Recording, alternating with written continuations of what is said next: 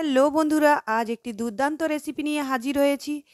এটা রুটি, পরোটা, গরম ভাতের সঙ্গে খেতে দুর্দান্ত লাগে। তাহলে আর চিন্তা কিসের, ভাবনা কিসের, ঝটপট বানিয়ে ফেলুন এই রেসিপি হলো ধনেপাতার চাটনি। ধনেপাতার চাটনি, চাটনি বানিয়ে আপনি 1 বছর সংরক্ষণ করে রাখতে পারেন। আর এটা সবের সঙ্গে আপনারা খেতে পারেন। তাহলে দেখে নিন আমি এটা কিভাবে বানাই। আমি এখানে 4-5 আঁটি ধনেপাতা নিয়েছি। ধনেপাতাগুলো 5 টাকা করে দাম। আমি এখানে 20 টাকার ধনেপাতা নিয়েছি। আর এই ধনেপাতাগুলো ভালো করে আমি ধুয়ে নিয়েছি। ধুয়ে পানিগুলো ফ্যানের হাওয়াতে শুকিয়ে নিয়েছি। ধনেপাতার গোড়াগুলো কেটে বাদ দিয়ে দিয়েছি। আর এখন ধনেপাতা মাঝখান থেকে দুভাগ করে নিয়ে একটি কড়াতে আমি ধনেপাতাগুলো একটু ভাপিয়ে নেব। কারণ ধনেপাতার মধ্যে এক্সট্রা পানি থাকে। কড়ার মধ্যে দিয়ে আমি এগুলো একটু ভাপিয়ে নেব, নিলে এর মধ্যে আর পানি থাকবে না। তো অবশ্যই এটা খেয়াল রাখতে হবে, ধনেপাতার মধ্যে একটুও পানি রাখা যাবে না। তাহলে আচারের সময় আপনারা বেশি দিন সংরক্ষণ করে রাখতে পারবে না, আচারটা নষ্ট হয়ে যাবে। এদিকে খেয়াল রাখবেন।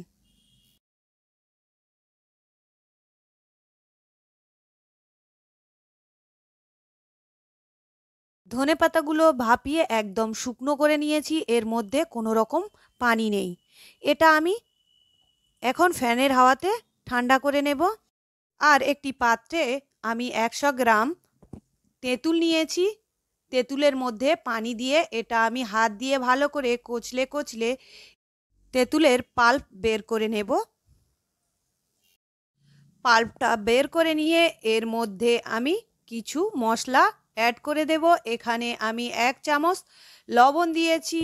আর দিয়ে দেব হলুদ গুঁড়ো হাফ চামচ, লঙ্কার গুঁড়ো 1 চামচ, আর এখানে ধনের গুঁড়ো 1 চামচ দিয়ে দেব। আর কোনো রকম মশলা এখানে আমি দেব না। দিয়ে এটা আমি ভালো করে চামচ দিয়ে ভালো করে ফাটিয়ে নেব।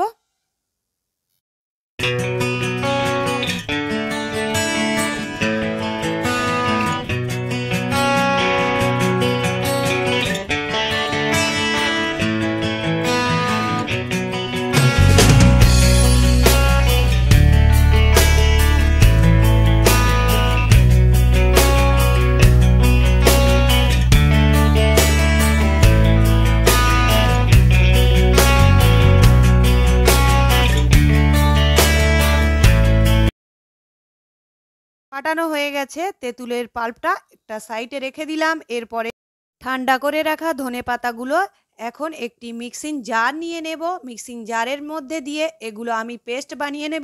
পেস্ট বানানোর সময় কোনো রকমের পানি আমি এখানে ব্যবহার করব না। এইভাবে শুকনোভাবে আমি পেস্ট করে নেব। এরপরে পেস্ট করে নিয়ে একটি কড়াতে আমি পর্যাপ্ত পরিমাণ তেল দিয়েছি। এখানে তেলের পরিমাণটা আমি বললাম না, কারণ কম বেশি বানাবেন আপনারা। তার জন্য আমি যেরকম বানাচ্ছি সেরকম প্রয়োজনে আমি তেল দিয়েছি। আর এখানে কয়েকটা শুকনো লঙ্কা আমি ফাটিয়ে রেখেছিলাম। ফাটানো শুকনো লঙ্কাগুলো তেলের মধ্যে দিয়ে আমি একটু ভেজে নিয়ে এর মধ্যে 5 ফোড়ন 2 চামচ আর একটা তেজপাতা দিয়ে দিলাম। দিয়ে ভালো করে এগুলো আমি ভেজে নেব। এরপর এর মধ্যে আমি অ্যাড করব কিছু রসুন। রসুনগুলো আমি একদম সরু সরু করে কুচে নিয়েছি। এর মধ্যে এগুলো দিয়ে এখন ভালো করে ভেজে নেব।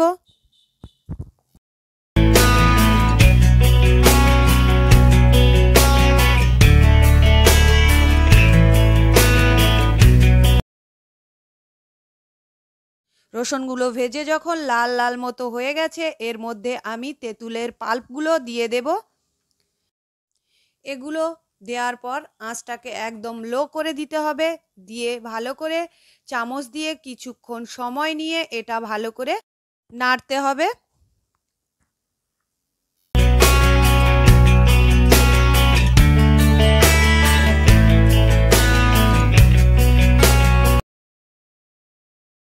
কিছুক্ষণ নাড়ার পর এর মধ্যে থেকে সুন্দর একটা গন্ধ বেরোবে। আমি পেস্ট করে রাখা ধনেপাতাগুলো এর মধ্যে দিয়ে দেব। দিয়ে এগুলো এখন ভালো করে আমি কন্টিনিউ নাড়ব। এটা একদম হালকা আঁচেতে বানাবেন, বেশি হাই ফ্লেমে দেবেন না, দিলে তাহলে আচারটা নষ্ট হয়ে যাবে, পুড়ে কালো কালো হয়ে যাবে। তাই একদম হালকা আঁচে এইভাবে কন্টিনিউ নাড়তে হবে।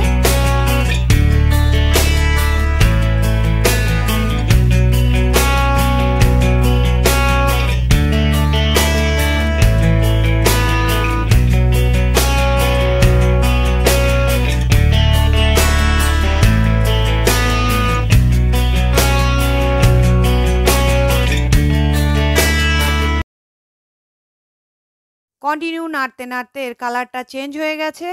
এখন এটা একদম রেডি হয়ে গেছে। এটা রুটি, গরম ভাতের সঙ্গে, পরোটা সবার সঙ্গে চলে। অবশ্যই এইভাবে এই ধনেপাতার চাটনি বানিয়ে আপনি 1 বছর সংরক্ষণ করতে পারেন। আর এর মধ্যে এটা যখন আপনারা রাখবেন এর মধ্যে 1 চামচ ভিনিগার দিয়ে দেবেন, দিয়ে এটা 1 বছরের বেশিও রাখতে পারেন।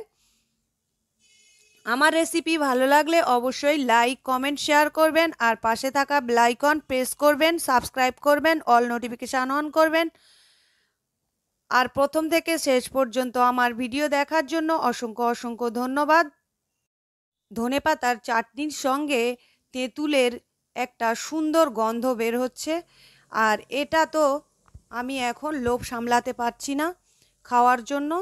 তাহলে বন্ধুরা এখানেই শেষ করছি, আবারও দেখা হবে। আল্লাহ হাফেজ।